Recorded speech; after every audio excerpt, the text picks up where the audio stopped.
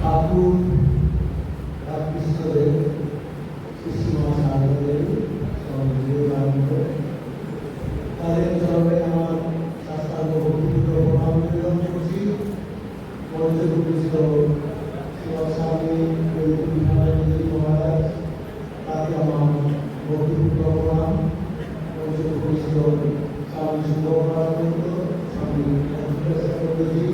গোপালানন্দজি আমার প্রণাম নমস্কার। আর সামনে উপস্থিত আমার প্রিয় ছাত্র ছাত্রীরা, শিক্ষক শিক্ষিকা বৃন্দ, সবাইকে আমার অনুষ্ঠানে শুভেচ্ছা নমস্কার। প্রত্যেক বছরের মতো এবছরও আমরা ভ্যালু ওরিয়েন্টেশন ক্যাম্প করছি। দুদিনে আজকে তোমরা সবাই এসেছো, খুব ভালো। প্রত্যেক বছর সবাই সব ছেলেমেয়েরা আছে।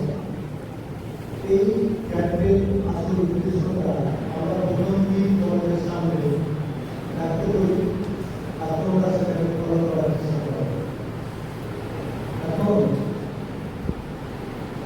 আমাদের যে যুগে তোমরা জন্মগ্রহণ করেছ, অনেক অ্যাডভান্স সায়েন্সের দিক দিয়ে, তারপরে অনেক কিছু কাজ করা খুব সুবিধা হয়ে গেছে। যন্ত্রপাতি এত আমাদের সামনে এসে হাজির হয়েছে যে কাজের অনেক সুবিধা হয়ে গেছে। যদি আমরা এগুলোকে ঠিক ঠিক মতো ব্যবহার করতে পারি, আর্টিফিশিয়াল ইন্টেলিজেন্স কত কিছু হয়ে যেতে পারে, কিন্তু এর সাহায্যে একটা মানুষের চরিত্র গঠিত হতে পারে। এর সাহায্যে একটা মানুষের মনুষ্যত্বের প্রকাশ হতে পারে। এই মনুষ্যত্ব, চরিত্র গঠন, এইগুলো সব নিজেই করতে হয়।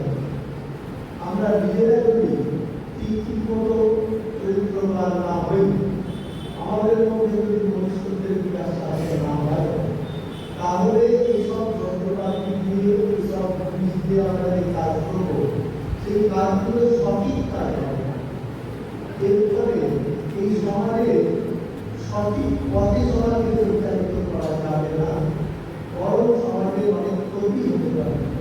কত রকম যন্ত্রপাতি আবিষ্কার হচ্ছে, যেগুলো দিয়ে আমরা অনেক ভালো কাজ করতে পারি সমাজে, সেইগুলোই আবিষ্কৃত হয়েছে। কিন্তু দেখা যাচ্ছে সেসব নিয়ে আমাদের মনুষ্য মানুষ করে পরিচিত বিষয়।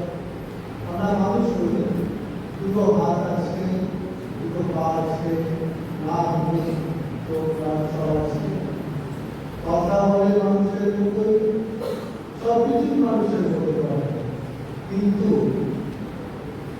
কাজের সময় তাদের মধ্যে মনুষ্যত্ব দেখা যায় না, পশুত্ব দেখা যায়, সাধারণত্ব দেখা যায়। কেন? এটা চরিত্র গঠিত হয়নি।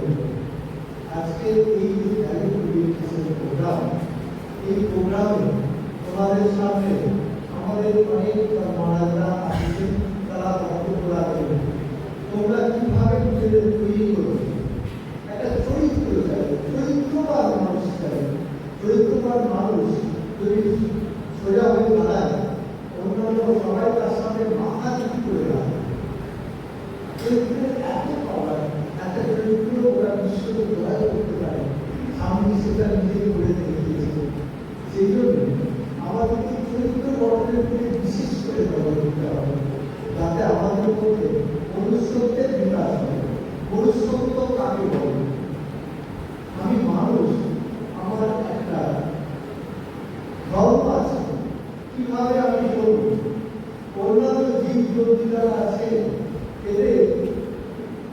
বিচার করার বিবেক নেই, বিচার করার ক্ষমতা নেই। একমাত্র মানুষরা তারা তাদের মতো কাজ করতে জানে, কিন্তু মানুষ বিচার করে কাজ করতে পারে। আমরা যেন যে কোনো কাজ করার আগে বিচার করি, এই কাজটার সাহায্যে ভালো হবে কি খারাপ হবে, সমাজে ভালো তো দূরের কথা, আমার কি ভালো হবে,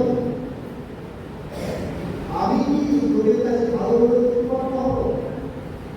যদি এইরকম ভেবেও কাজ করা যায়, তাহলে দেখবে আমাদের প্রত্যেকটি কাজ ভালো হচ্ছে, সেই কাজের সুফল শুধু আমার নয়, শুধু আমার পরিবারের নয়, আমার সমাজের নয়, আমার দেশের নয়, গোটা পৃথিবীতেই ছড়িয়ে উঠছে তার সুফল। এইটা করার জন্য আমাদের কাজ। তোমরা সবাই খুব ভালো ভালো স্কুলে পড়াশোনা করো, প্রচুর নাম্বার পাও, মাস্টারমশাইরা সবাই শেখান, কিন্তু এই শিক্ষার মানে যে আমাদের মানুষ হওয়ার যে একটা শিক্ষা, সেই শিক্ষাটা দিকে কতটা নজর দেওয়া হয় না। একটি ছেলেকে বাড়ি থেকে বলা হয়, একটি মেয়েকে বাড়ি থেকে বলা হয় খুব ভালো রেজাল্ট করতে হবে, বড় চাকরি করতে হবে, পয়সা রোজগার করতে হবে, বাড়ি করতে হবে। মানুষ করে বলার কথা ঠিক ঠিক মতো বলা হয়। সেই জন্য তোমাদের কাছে আমাদের কাজ কর্তব্য থাকবে যে তোমরা কিভাবে মানুষ হবে, নিজের পায়ে মাথা উঁচু করে দাঁড়াবে, যে চরিত্রের সামনে আসল চরিত্র মাথা উঁচু করে যাবে, কোনো কথা বলতে ভয় পাবে, কাজ করতে পারবে। আমাদের বাংলায় একটা কবিতা আছে, অধম উত্তম মিশ্রিতে চলে অধমের সাথে, যিনি মধ্যম তিনি চলেন কথা। যারা উত্তম মানুষ তারা সবার সঙ্গে মিশে, কেননা তারা জানে তাদেরকে কেউ খারাপ করতে পারবে না, তাদের কাছে যারা আসবে তারা ভালো করবে। তোমাদের সেটা করতে হবে। তোমাদের দেখে আরো 10 জন শিখবে আমাদের এই ভ্যালু এডুকেশন ক্যাম্পের আসল পরিচয় ছাত্রছাত্রী এসেছে। কোটি কোটি লক্ষ লক্ষ কোটি কোটি ছাত্র বাইরে চলে গেছে, তোমাদের দেখে তারা শিখবে। এই জন্য নিজেকে তৈরি করতে হবে। তোমরা নিজেকে সেরকম ভাবে তৈরি করবে। স্বামী বলেছিলেন মানুষ চাই, মানুষ আর সব হয়ে যাবে। বলছেন টাকায় মানুষ করে না, মানুষই টাকা করে। বলছেন একটা বৃত্ত গঠন করো, তাহলে পৃথিবী তোমার পায়ের তলায় আছে। এই স্বামীজি আমাদের উপর এত আস্থা। স্বামীজি ছিল যুবক, মাত্র 39 বছর বয়সে স্বামীজি এই স্থূল শরীর ত্যাগ করেছিলেন, আর কাজ করেছিলেন মাত্র 11 থেকে 12 বছর। এইরকম একটি যুবক ছিলেন, গোটা বিশ্ব যার কাছে মাথা নত করেছিলেন। শুধু করেছিল না, এখনো পর্যন্ত স্বামী বিবেকানন্দের, রামকৃষ্ণের বা সারদার যুগ চলছে। এখনো পর্যন্ত তাদের শিক্ষায় ওটা জগৎ এগিয়ে যাওয়ার চেষ্টা করছে, শুধু ভারতবর্ষ নয়, গোটা বিশ্ব। তাই সেই স্বামীজি আমাদের যে পথ দেখিয়েছিলেন, আজকে এই অনুষ্ঠান সূচনা হলো, কালকে আমি আশা করব তোমরা খুব ভালো করে পড়াশোনার কথা শুনে, শুনে এমন একটা ভাব ওখান থেকে নিয়ে যাবে, যে ভাবটা তোমাকে মানুষ হওয়ার পথে এগিয়ে দেবে।